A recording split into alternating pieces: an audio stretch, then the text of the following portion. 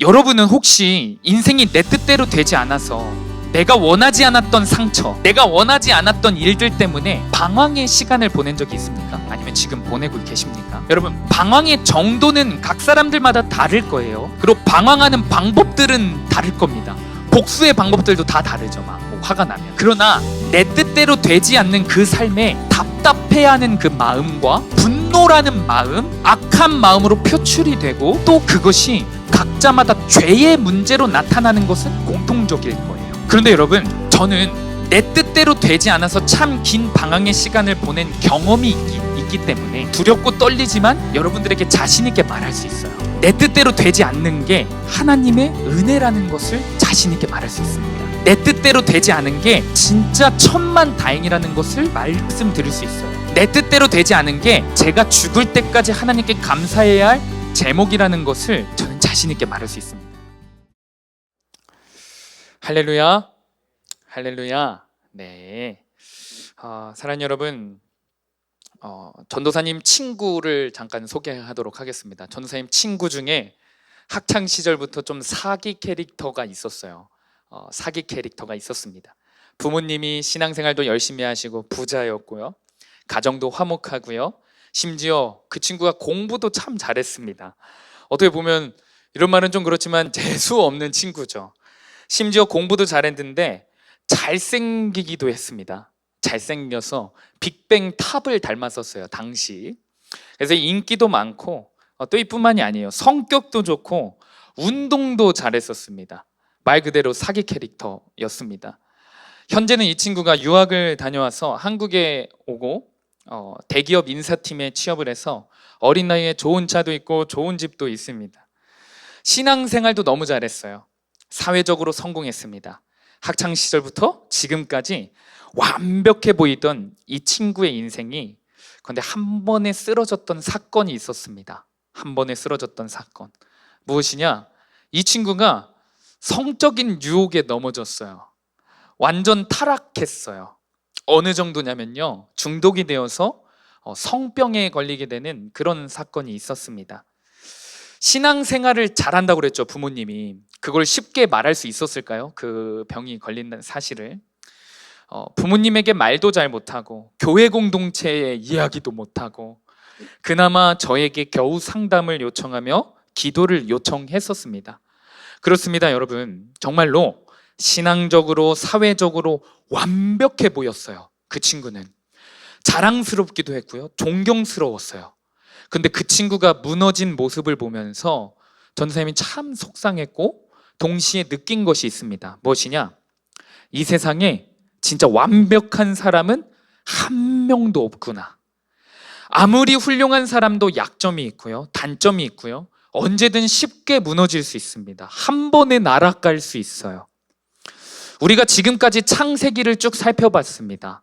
아브라함도 살펴보고 이삭도 살펴보고 또 누구 살펴봤죠? 야곱도 살펴봤습니다. 살펴보면서 공통점이 하나가 있었어요. 믿음의 조상들도 하나같이 완벽했나요? 아니죠. 하나같이 다 죄인이었고 신앙생활이 무너진 적이 참 많았습니다. 그런데 그 인물들 중에 요셉이라는 인물은 좀 어떻습니까? 요셉이라는 인물은 조금 사기 캐릭터 같이 보이지 않습니까? 그 어떤 고난이 와도 인내하며 이겨냈었고, 심지어 보디발 아내가 한눈에 반할 만큼 준수한 외모를 갖고 있었는데 죄의 유혹마저도 여러 번 승리했습니다. 요셉이요. 그쵸? 결과적으로 보면 가장 강한 나라의 총리의 자리에 오르며 사회적으로도 성공한 삶을 살았습니다. 그러나 오늘 본문에서만큼은 신앙적으로 사회적으로 완벽해 보이는 그 총리 요셉도 똑같은 사람이구나, 똑같은 죄인이구나를 깨달을 수 있는 본문입니다. 오늘 본문이. 그렇습니다. 여러분, 성경은요, 여러분이 기억하셔야 되는 게 늘 한결같이 그리고 동시에 단호하게 말하고 있는 진리가 있어요. 무엇이냐면요, 우리 말씀을 통해 한번 읽어보도록 하겠습니다. 로마서 3장 9절에서 10절 말씀입니다. 한 목소리 읽겠습니다. 시작. 유대 사람이나 그리스 사람이나 다 같이 죄 아래 있음을 우리가 이미 지적하였습니다. 성경에 이렇게 기록되어 있습니다. 의인은 없다. 한 사람도 없다. 의인은 없나니 단 한 명의 의인도 없다라는 거예요. 성경의 진리입니다. 오늘도 말씀을 들을 때 이 시간에서요, 나는 깨끗한 사람인데 내 삶은 아무런 문제가 없는데 라고 착각하지 마시고, 여러분 안에 있는 죄의 문제들 말씀이신 예수 그리스도를 통해 완전히 해결되시기를 간절히 축복합니다. 오늘 본문의 상황을 한번 살펴볼게요. 요셉이 왜 죄인인지 한번 살펴보도록 하겠습니다. 오늘 본문의 상황은 아버지 야곱이 무려 147세의 노년에 이르렀습니다. 죽을 나이가 되었어요. 눈이 잘 보이지 않았다고 기록하고 있고요, 기력이 쇠했다고 기록하고 있습니다. 그 소식을 들은 애굽의 총리 요셉이 두 아들이 있었는데 두 아들을 데리고 야곱에게 마지막으로 유언과 축복 기도를 받으러 왔어요. 그게 오늘 본문의 상황이에요. 요셉에게 두 아들이 있었는데 첫째 아들은 따라해봅니다. 므낫세. 한번 따라해보겠습니다. 므낫세. 둘째 아들은 에브라임이었어요. 그런데 요셉은 야곱에게 자신의 아들들이 축복 기도를 받을 때 당연하게 첫째 아들, 누구죠? 므낫세가 오른손의 축복을 받겠거니 생각하고 있었습니다. 또 그렇게 되기를 원했습니다. 당시에는 왼손보다는 오른손으로 축복하는 것이 힘이 있는 축복이라 여겨졌고 명예가 있는 축복이라 여겨졌어요. 그리고 보통 첫째 아들들, 그걸 장자라고 하죠. 장자가 오른손의 축복을 받았어요. 보통 그랬습니다. 그런데 이상하게 아버지 야곱은 요셉의 원함과 뜻과는 다르게 오른손의 축복을 첫째 아들 므낫세가 아니라 둘째 아들 에브라임에게 주려고 합니다.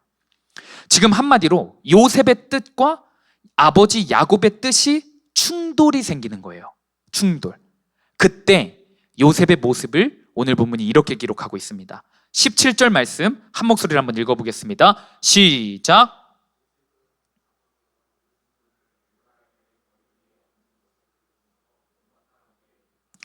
어떻게 여겼어요?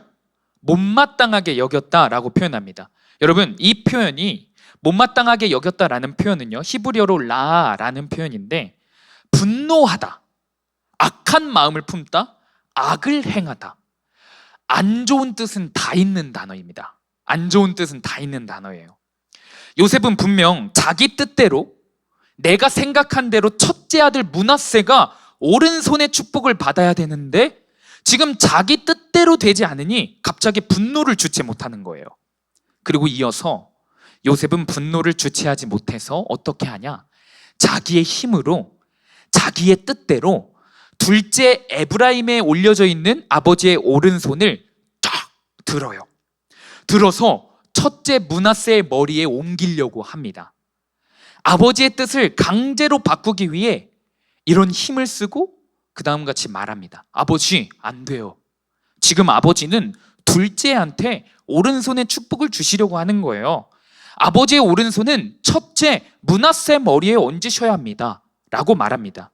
그게 오늘 보면 17절 후반절입니다. 17절 18절 말씀 한 목소리로 한번 읽어보겠습니다. 시작. 요셉은 아버지의 오른손을 에브라임의 머리에서 므낫세의 머리로 옮기려고 아버지의 오른손을 잡고 말하였다. 아닙니다, 아버지. 이 아이가 맏아들입니다. 아버지의 오른손을 큰 아이의 머리에 얹으셔야 합니다. 여러분, 지금까지 본문의 상황이 이해가 되시죠? 이해가 안 되는 사람 있나요? 없죠. 요셉은 자기 뜻대로 되지 않자 분을 내고 있습니다. 힘없는 147세 노년의 아버지의 손을, 거의 죽을 지경인 아버지의 손을 강제로 탁 들면서, 아버지, 에브라임은 둘째예요. 첫째 아들 므낫세한테 오른손의 축복을 하셔야만 합니다 라고 강력하게 말하고 있어요. 분을 품으면서요. 그러자 그때 아버지가 대답합니다. 나도 안다. 나도 알아. 너의 뜻이 첫째 므낫세가 오른손에 축복받기를 원하는 것도 알아. 그러나 둘째 에브라임이 오른손에 축복을 받아야 한다 라고 말하면서 요셉의 손을 뿌리칩니다. 결국 거절합니다. 그것이 오늘 본문 19절입니다. 한 목소리로 한번 읽어보겠습니다. 시작. 그러나 그의 아버지는 거절하면서 대답하였다. 나도 안다, 내 아들아. 나도 안다. 므낫세가 한 결례를 이루고 크게 되겠지만 그 아우가 형보다 더 크게 되고 아우의 자손에게서 여러 결례가 갈라져 나올 것이다. 아멘. 현재 요셉은 자기 뜻대로 됐어요? 안 됐습니까? 안 됐습니다. 힘을 썼는데도 안 됐어요. 아버지의 뜻을 바꾸어 보려고도 했는데 안 됐습니다. 그것마저도 실패합니다. 결국 내 뜻대로, 내가 원하는 대로 되는 것이 하나도 없는 상황이 오늘 본문의 요셉의 상황입니다. 저는 이 시점에서 여러분들의 삶을 한번 돌아봤으면 좋겠어요. 여러분들이 살고 있는 삶을요. 혹시 이 자리에 내 인생이 늘 내 뜻대로, 내가 원하는 대로 내 인생이 흘러간다 라고 자신 있게 손들 수 있는 사람이 있나요? 없죠. 승화, 그러니? 네 뜻대로 네 인생이 흘러가니? 아니야. 그쵸? 대부분 그렇지 않습니다. 아, 진짜 내 인생 왜 그래? 내 마음대로, 내가 원하는 대로, 내 뜻대로 되는 게 하나도 없어 라고 생각해 본 적 분명히 있을 겁니다. 고등학생들 6월 모의평가 봤죠? 6월 모의평가 봤죠? 내가 원하는 대로 내 뜻대로 성적이 잘 나왔습니까? 나왔나요? 아니요. 나왔나요? 학년이 올라갈수록 더 어려워져요, 시험이. 중학교와 이제 고1들은 더 실감나게 느낄 겁니다. 중학교와 고등학교가 수준이 너무 달라요. 아, 누구는 성적 떨어지고 싶어서 떨어지나, 누구는 공부 못하고 싶어서 공부 못하나 라는 생각이 들기도 합니다. 집에서는 어떻습니까? 부모님의 뜻과 내 뜻이 잘 맞습니까? 여러분, 집에서 여러분 뜻대로 생활할 수 있습니까? 아니죠. 안 맞죠. 결국 내 뜻대로 되는 게 없을 때가 더 많아요. 집에서도요. 사소한 것부터 큰 것까지요. 나는 그래도 오늘 좀 쉬고 싶은데, 놀고 싶은데, 오늘만큼은 좀 놀고 싶은데 돌아오는 것은 잔소리죠. 나는 이게 갖고 싶은데, 이게 꼭 필요한데 부모님은 갖지 못하게 하고 사주시지 않습니다. 부모님뿐만일까요? 친구 관계도 마찬가지죠. 내 뜻은 저 친구랑 더 친해지고 싶어서 장난을 쳤는데, 더 깊은 관계를 맺고 싶어서 다가가는데 돌아온 반응은 정색이에요. 그리고 나를 향한 뒷담화일 때도 있습니다. 아주 사소한 것부터 내 인생에서 중요하고 굵직하고 대학 문제, 직업 문제, 이런 모든 것들이 내 뜻대로 되지 않을 때가 더 많습니다. 그렇죠? 전도사님의 이야기를 한번 해보고자 해요. 전도사님은 진짜 내 뜻대로 내 인생이 되었으면 하는 게 있었어요. 초등학생부터 고등학생 때까지 정말 간절히 원하는 것이 있었습니다. 그런데 전도사님이 원하는 것은 평범한 학생들과는 좀 다른 원함이었어요. 평범한 청소년들처럼 공부를 잘하거나 아니면 놀고 싶거나 아니면 인기가 많아지거나 키가 크고 싶은 그런 내 뜻이 아니었습니다. 전도사님이 진짜 원했던, 그리고 바랬던, 이루어지길 바랬던 전도사님 뜻은 부모님이 이혼하는 거였어요. 초등학교 때부터 고등학교 때까지요. 사실 전도사님의 가정은 경제적으로나 신앙적으로나 원래는 참 평범했어요. 안산 출생이거든요. 그런데 IMF 시절에 어머니가 재정적으로 힘든 교회를 살리기 위해서 전 재산과 심지어 살고 있었던 아파트를 담보대출 받으면서 헌금을 다 해버렸어요. 교회를 살리기 위해서. 이후에 큰 빚을 지게 되었고 은행에서 매일 돈 갚으라고 전화가 왔어요. 혹시 제가 전화를 받으면 엄마가 옆에 있는데, 아빠가 옆에 있는데 부모님 없습니다 라고 거짓말을 늘 했어야 됐어요. 그 빚진 은행이나 이런 데서 전화가 오면요. 초등학생 때부터 꿈에서 엄마 아빠가 끌려가는 꿈을 꾸기도 했고요. TV에서 본 건 있잖아요. TV에서 본 건 있어가지고 빨간 딱지 붙여지는 꿈을 막 식은땀 흘리면서 꾼 적이 있습니다. 심지어 지금도 전도사님 어머니가 참 미안해 하시는데, 유치원 졸업사진을 찍잖아요. 유치원 졸업사진도 찍죠. 앨범도 나오고. 유치원 졸업사진 찍을 돈이 없어서 저만 못 찍었어요. 유일하게. 그 유치원 내에서요. 그런데 시간이 지나면서 아버지의 회사가 점점 자리를 잡게 됐어요. 아버지가 이사의 자리까지 오르게 되었습니다. 점점 경제적으로 회복이 된 거예요. 참 하나님께도 감사했습니다. 그러나 감사도 잠시 문제가 생겼어요. 아버지가 회사 일 핑계로 뭐 골프도 치고 술도 먹고 그러면서 점점 집에 들어오지 않는 날들이 많아졌어요. 초등학생 때요. 하루 이틀 많아지더니 밥 먹듯이 외박을 하기 시작하셨어요. 엄마랑 누나랑 저만 집에서 자는 날이 많았었습니다. 그리고 아버지가 외박하고 집에 그 다음날 돌아오면 이제 아버지랑 어머니랑 어떻게 되겠어요? 전쟁이 시작됩니다. 저는 술 먹고 맨날 집에 들어오는 그런 아버지, 엄마랑 맨날 싸우는 아버지가 참 미웠어요. 그리고 심지어 아버지의 가족들 있죠. 아버지의 가족을 뭐 고모들, 큰엄마들, 뭐 큰아빠들 있잖아요. 아버지의 전도사님의 고모들과 큰엄마들이 저희 어머니가 막내 며느리였는데 참 많이 못 살게 굴었어요. 우리 엄마를. 치매 걸리신 할아버지를 병간호도 하셨고 어머니가 돈 버시면서도 근데 그런 것도 다 시켰는데 구박을 참 많이 하더라고요. 어머니가 그렇게 모질게 시집살이를 당하시는데 아버지는 어떻겠어요? 어머니를 지켜주거나 사랑해주지 않는 것 같은 거예요. 사랑해주지 않았습니다. 그러다 한 번은 결정적인 사건이 터졌어요. 진짜 결정적인 사건이에요. 아버지가 어느 날처럼 술을 먹고 집에 안 들어오셨어요. 근데 이후에 또 이게 여러분 대한민국 사회가 참 썩어 빠진 게 비즈니스를 하면 유흥주점 같은 데를 많이 가요. 여러분 어린 나이 아니죠. 다 알고 있잖아요. 전생님 중고등학생 때도 다 알았어요. 아버지가 유흥주점을 갔다 온 거예요. 근데 딱 옷에 흔적을 남겨온 겁니다. 나 유흥주점 갔다 왔어라는 흔적을요. 그때 부모님이 정말 크게 싸우셨어요. 말도 안 되게요. 너무 속상하게요. 그런데 더 중요한 건요. 더 중요한 일이 발생돼요. 그 큰 싸움 이후에 갑자기 아버지와 고모들 그리고 큰엄마들까지 전도사님 집에 쳐들어왔어요. 술은 아버지가 먹었고 밥 먹듯이 외박한 건 우리 아빠였는데 엄마를 무릎 꿇게 했어요. 엄마를 무릎 꿇게 시키고 갑자기 이혼을 하라고 강압을 하는 겁니다. 아버지와 아버지의 가족들이요. 그리고 한참 전에 그 IMF 사건, 헌금했던 그 이야기를 꺼내면서 엄마를 또 구박하는 거예요. 그 당시 제 나이 여전히 9살이었습니다. 초등학교 3학년이었고 저희 누나는 초등학교 6학년이었어요.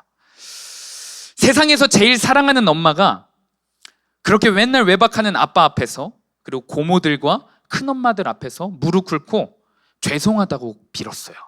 그리고 이혼은 안 하겠다고 엄마가 빌었어요. 이혼은 안 된다고 빌었습니다. 그때 아빠와 고모들 그리고 큰엄마들이 아빠가 이제 회사 일로 술 먹고 외박하고 들어오면 뭐라 하지 않겠다라는 각서를 쓰게 했어요. 어머니는 무릎과 눈물로 그 각서를 쓰면서 이혼을 결국 막았습니다. 이혼을 안 했어요. 어린 저는 그때 방 안에서 혼자 눈물을 흘리고 있었습니다. 이후에 아버지는 집에 계속 더 안 들어왔어요. 여전히 안 들어오셨습니다. 그때마다 어머니는 그런데 싸우시진 않고 싸우기보다는 기도하기 시작하셨어요. 더 기도하기 시작하셨습니다. 지금도 기억이 생생합니다. 아버지가 집에 안 들어오는 날에는 엄마랑 누나랑 제가 이불을 싸들고 당시 교회 지하실이 있었는데 지하실에서 잠을 잤어요. 어머니는 기도를 하고 누나랑 저는 놀다가 자고 그리고 새벽 예배를 드리고 오고 그런 날이 많았습니다. 그런데 저는 엄마가 그렇게 혼자 힘들게 기도하고 그 이후에도 늘 꼬박꼬박 명절마다 그 시집살이를 감당하시고 종처럼 일하고 그렇게 힘들어하는 모습을 보고 전쌤이 늘 엄마한테 얘기했어요. 엄마, 아빠랑 제발 이혼하면 안 돼? 수도 없이 제 뜻을 이야기했어요. 울면서 말했죠. 나 진짜 아빠랑 살기 싫어. 제발 이혼해. 그게 내 원함이야. 내가 원함이야. 그러나 그때마다 어머니는 울음을 참아가시면서 제 뜻을 거절하시고 듣지도 않으셨어요. 엄마의 뜻은 아빠랑 절대 이혼 안 한다. 제 뜻은 남들 다 한다. 세상 사람들 좀만 문제 있으면 다 한다. 제발 이혼해라. 라는 그 제 뜻이 대립이 됐었습니다. 저는 당시에 아빠는 절대 변하지 않을 거라고 생각했어요. 그리고 내가 받은 상처와 엄마가 받은 상처는 절대 회복이 안 될 거라고 생각했습니다. 그리고 오늘 본문에서처럼 내 뜻대로 되지 않아서 악한 마음을 품었던 요셉처럼 전도사님도 제 뜻대로 되지 않자 제 인생은 악한 마음을 품은, 분노를 품은 인생이 되었습니다. 말 그대로 질풍노도의 시기를 보내게 되었습니다. 분노의 대상이었던 아버지랑 진짜 치고받고 싸울 정도로, 아버지랑요, 엄마한테도 늘 대들었어요. 분노 조절 장애, 그 자체의 인생이었습니다. 내 뜻대로 되지 않는 일이 생기면 창문을 부셨어요. 창문을 발로 차고, 그래서 물어주는 적도 많았고, 학교에서 선생님에게 대든 일도 많아서 너무나도 부끄러운 일이지만 전 선생님이 금리를 꼈거든요. 이쪽 위에 금리를 꼈는데 선생님한테 맞아가지고 낀 겁니다. 남자 체육 선생님한테 맞아가지고 꼈어요. 얼마나 그 까불었으면 맞았겠습니까? 그런 인생을, 분노의 인생을 살았습니다. 여러분은 혹시 인생이 내 뜻대로 되지 않아서 내가 원하지 않았던 상처, 내가 원하지 않았던 일들 때문에 방황의 시간을 보낸 적이 있습니까? 아니면 지금 보내고 계십니까? 여러분, 방황의 정도는 각 사람들마다 다를 거예요. 그리고 방황하는 방법들은 다를 겁니다. 복수의 방법들도 다 다르죠. 뭐 화가 나면. 그러나 내 뜻대로 되지 않는 그 삶에 답답해하는 그 마음과 분노라는 마음, 악한 마음으로 표출이 되고, 또 그것이 각자마다 죄의 문제로 나타나는 것은 공통적일 거예요. 그런데 여러분, 저는 내 뜻대로 되지 않아서 참 긴 방황의 시간을 보낸 경험이 있기 때문에 두렵고 떨리지만 여러분들에게 자신 있게 말할 수 있어요. 내 뜻대로 되지 않는 게 하나님의 은혜라는 것을 자신 있게 말할 수 있습니다. 내 뜻대로 되지 않은 게 진짜 천만다행이라는 것을 말씀드릴 수 있어요.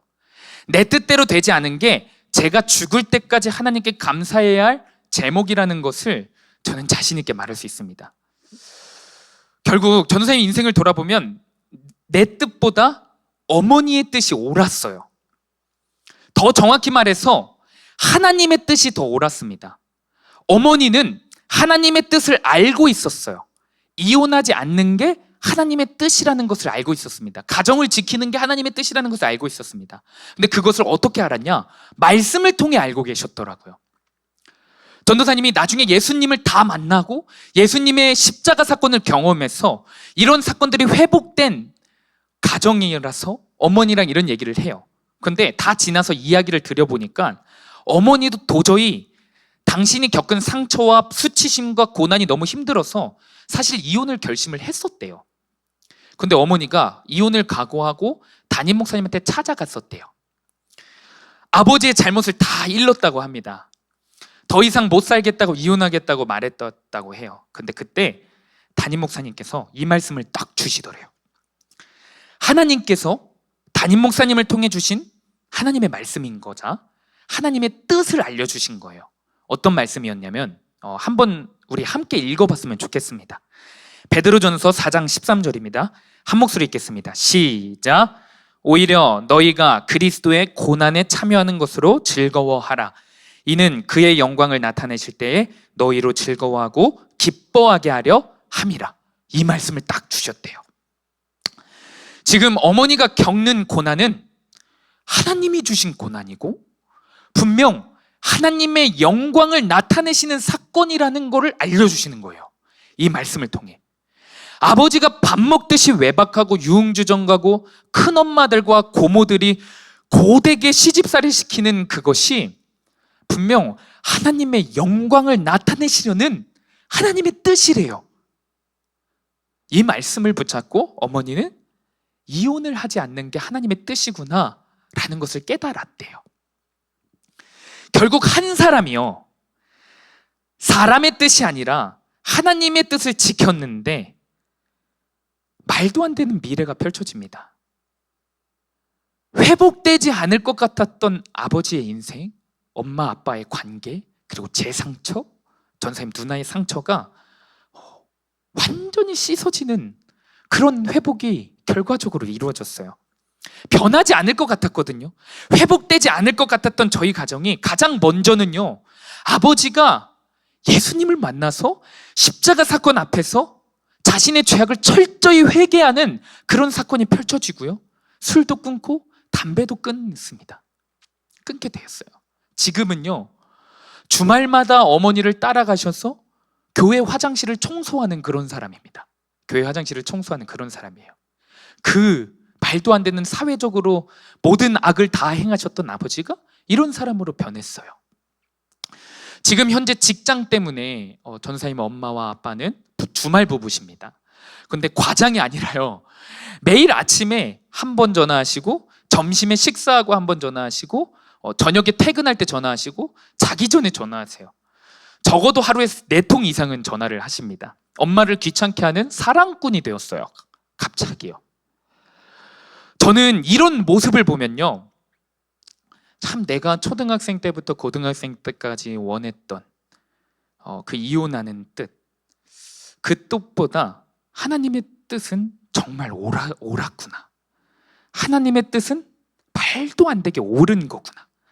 하나님의 뜻은 인간의 생각보다 더 넓고 더 크고 더 길다라는 것이 깨달아집니다. 말씀을 맺을 겁니다. 여러분, 그런데 오늘 본문에서요, 야곱도 마찬가지였어요.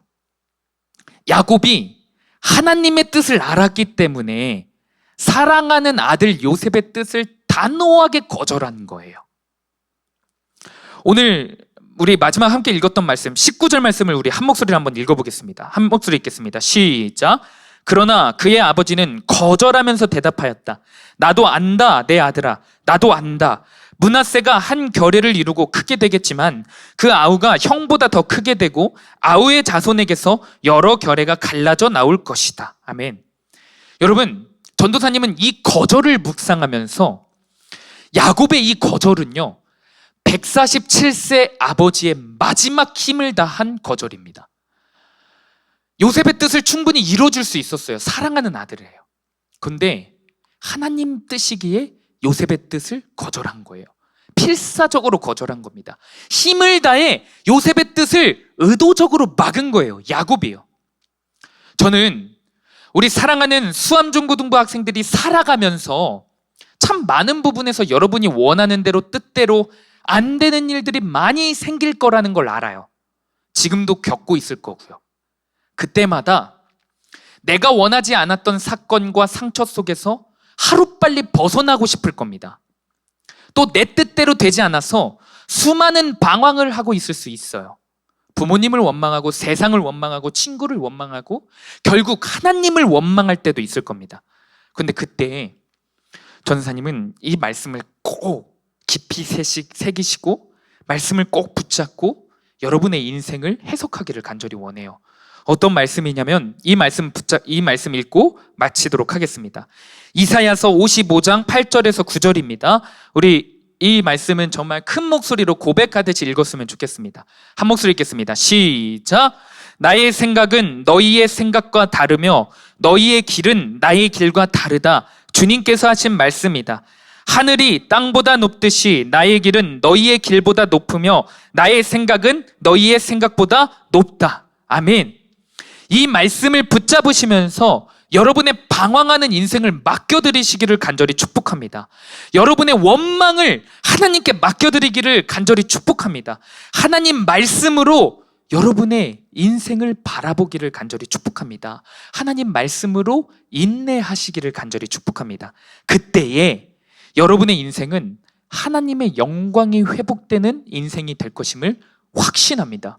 또한 더 나아가 그 어떤 상황 가운데서도 하나님의 뜻을 알았던 사람, 그 사람이 내 뜻대로 사는 게 아니라 하나님 뜻대로 살았던 그 한 사람 때문에 가정이 회복되고 그 한 사람 때문에 교회가 회복될 줄로 믿습니다. 저는 여러분이 그 한 사람이 되시기를 간절히 축복합니다. 기도하시겠습니다.